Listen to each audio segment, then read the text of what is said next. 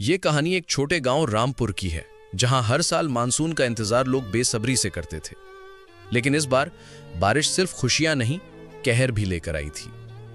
रामपुर गांव खेतों से घिरा हुआ था। यहां के लोग खेती करके अपना गुजारा करते थे। हर साल जैसे ही काले बादल घिरते, बच्चे तालियां बजाते, किसान खेतों की ओर दौड़ते और महिलाएं पूजा करती कि इंद्रदेव प्रसन्न हुए।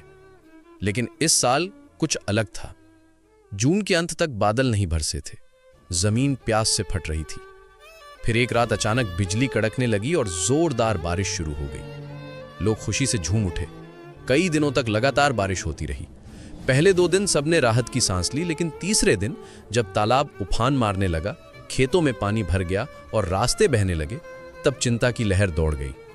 राजू, जो गांव का एक होशियार लड़का था, गांव के स्कूल में पढ़ता था। उसने रेडियो पर सुना कि मौसम विभाग ने भारी बारिश का अलर्ट जारी किया है। वो भागता हुआ सरपंच जी के पास गया।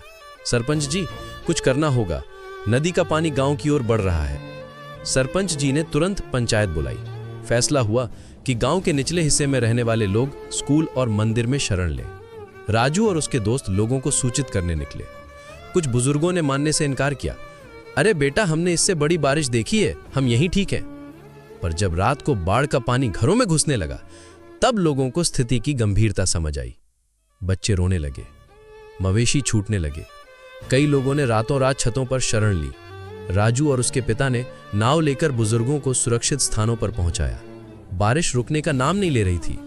बिजली कट चुकी थी, मोबाइल काम नहीं कर रहे थे और गांव पूरी तरह से जलमग्न हो चुका था।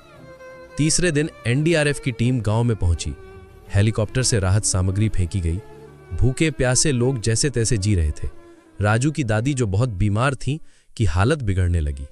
गांव का एकमात्र स्वास्थ्य केंद्र भी पानी में डूब गया था। राजू ने मदद के लिए एनडीआरएफ टीम को बुलाया।